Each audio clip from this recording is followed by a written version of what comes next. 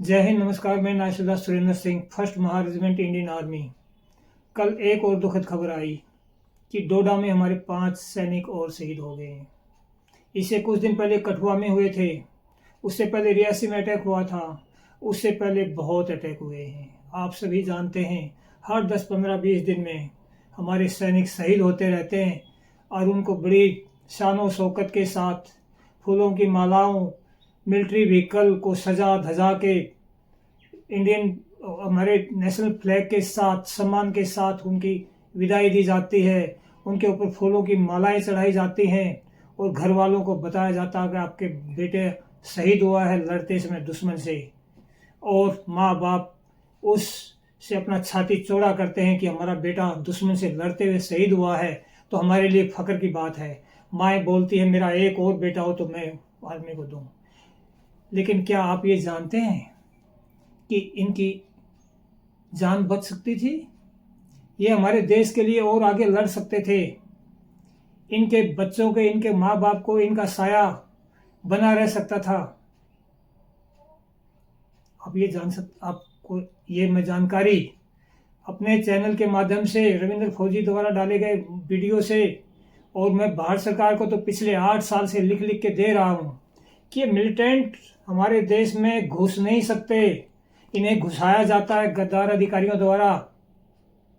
मैं अपने जो मेरा गद्दार अधिकारी था जो पैसे लेके घुसाता था, उसकी जानकारी मैं दे चुका हूँ भारत सरकार को पिछले 8 साल से। और आप सभी साथियों को जिस जिस तक मेरे वीडियोस पहुँचे हैं, मैंने जानकारी दी है कि मेरा कमांडिंग अफसर किस प्रकार मिलिटेंटों से पैसा लेकर घुसपैठ कराता था, और घुसपैठ कराने के लिए 20 मेरे सैनिक साथियों को वहाँ से हटाया था।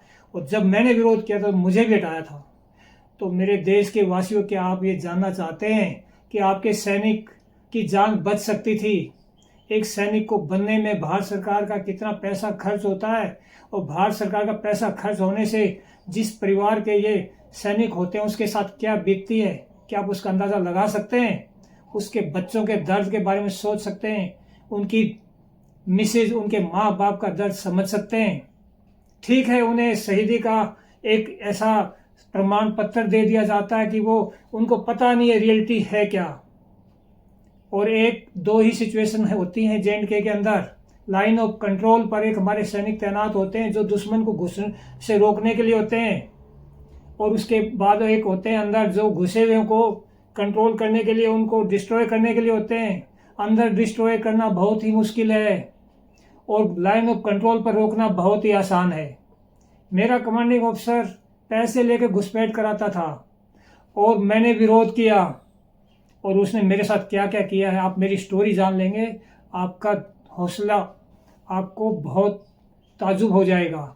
और मैं अपने कमांडिंग अफसर के बारे में बता रहा हूँ क्योंकि मेरे पास प्रमाण है। लेकिन और कितने ऐसे गद्दार हो सकते हैं? और अगर और ज़्यादा गद्दार भी नहीं है तो मेरा कमांडिंग अफसर ही बहुत काफ़ी है। वो बहुत ज़्यादा इन्फ्लेसिव है। उसने कहा वहाँ से कुछ ऐसा इन्फिल्ट्रेशन रूट बना रखा है कि वहीं से सारे मिलिटेंट घुस सकते हैं। तो मैं आप सभी मेरे देश के वासियों, मेरे सैनिकों को, एक्स सर्विसमैनों को, सबको मैं जानकारी देना चाहता हूं कि मेरी बातों को क्या आप देश के वासियों तक, मोदी जी तक, राष्ट्रपति महोदय तक पहुंचा सकते हैं कि ये हमारे सैनिक हर दिन आप जो डिब्बों में बंद करके घर को सौंपा जाता है, फूलों की मालाएं चढ़ा के फ्लैग के साथ, ये बच सकते थे, ये हमारे देश के लिए आगे लड़ सकते थे, इनके परिवारों को इनका साथ मिला रह सकता था। ये बहुत, इसका कोई सुनवाई नहीं हो रहा है। भारत सरकार को मैं हर लेवल पे ये कंप्लेंट्स भेज चुका हूँ, लिख के दे चुका हूँ। बिल्कुल बहरी हो चुकी है सरकार हमारी। आप जब जागेंगे आपके सैनिकों की जानें बचेंगी।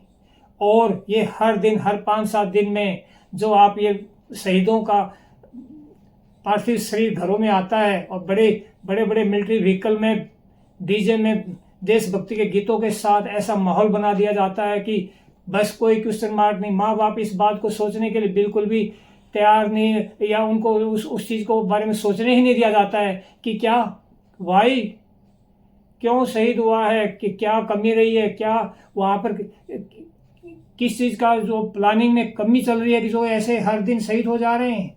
कोई क्वेश्चन मार्क नहीं कर पा रहा है, उन्हें करने का हिम्मत कर पा रहा है। मैं आपका सूबेदार हूँ, इंडियन आर्मी नायब सूबेदार सुरेंद्र सिंह हूँ, 1 महार से।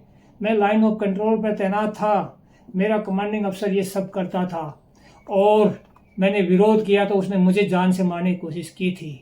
मेरे पास सारे एविडेंस हैं। वो एक कितना गद्दार अधिकारी था, वो जवानों का क्या क्या चोरी गद्दारी करता था, उसकी सारी स्टोरी मेरे पास है। मैं हर जगह लिख चुका हूँ। सरकार बिल्कुल बहरी हो चुकी है। क्या मैं आज अपने अपने देश के वासियों को ये बात नहीं कह सकता हूँ, समझा सकता हूँ कि आपके सैनिकों की जानें बच सकती हैं? कितना हमारी सरकार का पैसा लगता है, हर एक जवान की जान की कीमत क्या हो सकती है? ये शहीदी का टॉफी चुसा दिया जाता है माँ बाप को और छाती चौड़ी हो जाती है माँ बाप और बच्चों को। बेटा तेरा, छोटे बच्चे को बता दिया था, बेटा तेरा पापा शहीद हुआ है। अरे बच्चे की पापा की जान बच सकती थी अगर सही जगह पर काम हो जाए, गद्दारी को बंद करवा दिया जाए, लाइन ऑफ कंट्रोल पर तैनाती जितनी दिखाई जाती है कागजों में उतनी तैनाती हो जाए। लाइन ऑफ कंट्रोल से कीड़ी भी नहीं घुस सकती हमारी लाइन ऑफ कंट्रोल से। हमारे मिलिटेंट की तो बात छोड़ दीजिए, ये सारी चीज़ वहाँ से घुसाए जाते हैं पैसे देके, यहाँ शहीद हुए हैं और हवा बना दी जाती है शहीदी देश के सैनिकों की। ये वो क्या बात है? एक तरफ से घुसाने वाले हमारे गद्दार, एक तरफ से मरने वाले, और जो हमारे नागरिक हैं वो इस खेल में बस एक मोहरा बन के रह जाते हैं। आप सभी से रिक्वेस्ट कर रहा हूँ कि मैं सारी चीज़ें प्रूव करने के लिए तैयार हूँ। मैं भारत सरकार को सब कुछ दे चुका हूँ, इंडियन आर्मी के सारे अथॉरिटीज़ को भेज चुका हूँ, और आप सभी मेरे इस बात को आगे बढ़ाइए, इसको वीडियो को आगे बढ़ाइए, वायरल करिए, मोदी जी तक पहुँचाइए। और मैं आपका सैनिक हूँ, मैं आपको ये सारी चीज़ें प्रूव कर सकता हूँ और ये घुसपैठ रुक सकती है और हमारे सैनिकों की जानें बच सकती हैं। आप संज्ञान लीजिए, आप पब्लिक हैं, आप जागेंगे तो जब सरकार जागेगी। जय हिंद, नमस्कार।